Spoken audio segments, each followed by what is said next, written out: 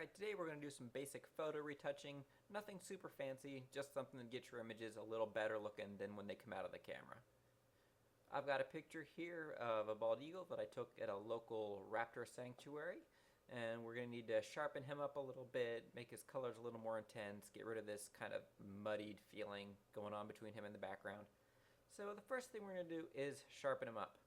He still exists as a background layer, which means we basically can't do anything to it at the moment. So we're just going to double click on his layer. We're going to name him Eagle. Hit return for OK. That turns him into a regular layer. We want to duplicate this layer so we have something to work with. So we're going to click on him. We're going to drag him down to the new layer button. It's going to make a copy of the eagle. To sharpen him, we want to take a filter.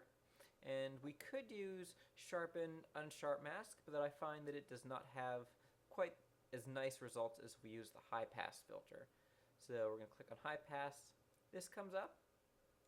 It's kind of hard to tell exactly where you want to be with this filter because there are no hard and fast numbers. It depends greatly on the size of your file.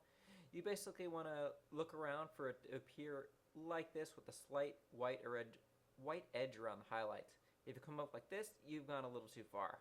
If it doesn't look like anything or like that, you haven't gone far enough. So we're going to bring it up to about 2. We'll hit OK. Then we're going to use the blending mode to make it merge with the eagle better.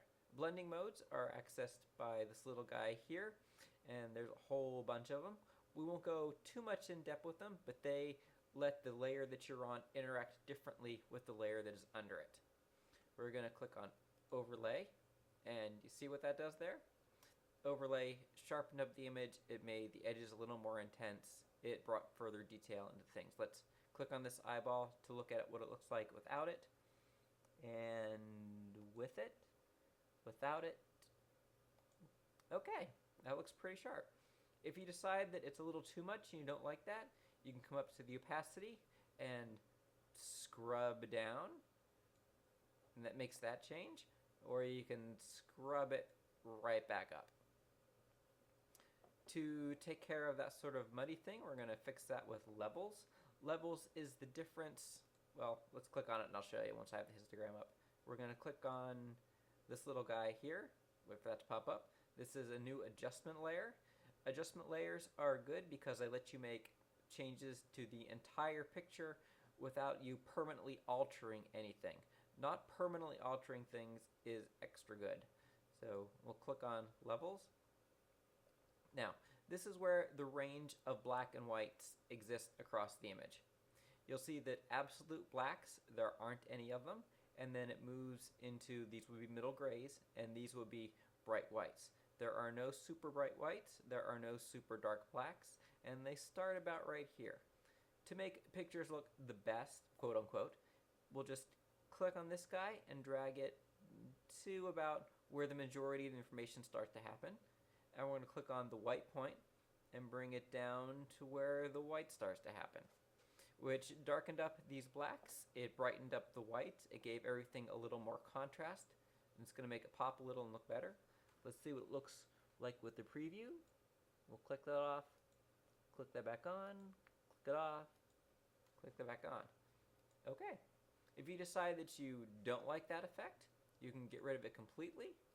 You can drag this guy down to the trash can. It gets rid of him. Adjustment layers also can be played with the blending modes or with the opacity. We can drop the opacity back down. We can crank it back up. The last thing we're going to do is add another adjustment layer. It's going to be this hue and saturation. Just a little bit of pop to bring some color into his beak.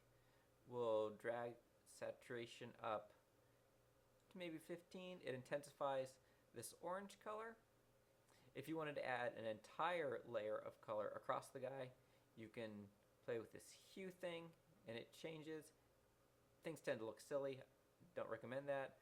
But this is where you would want to add a sepia tone. You could by clicking colorize and bringing the hue up to right about there. So now you've got a nice sepia eagle, but we don't want that. We'll take off colorize. We could bring lightness up and down. If we wanted to change how it looked like that, we'll just leave it at 0, leave it at 0. There we go. Click OK. And that's the new adjusted picture of our eagle. We can click on this eyeball and drag straight down across these three eyes, and it doesn't erase, it removes us from seeing those layers, so we can check out what it looks like with all the layers and without all the adjustments we just did.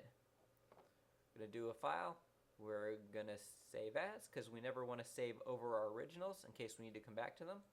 And you can put this anywhere. I'm not going to save them right now, but that's basic photo retouching.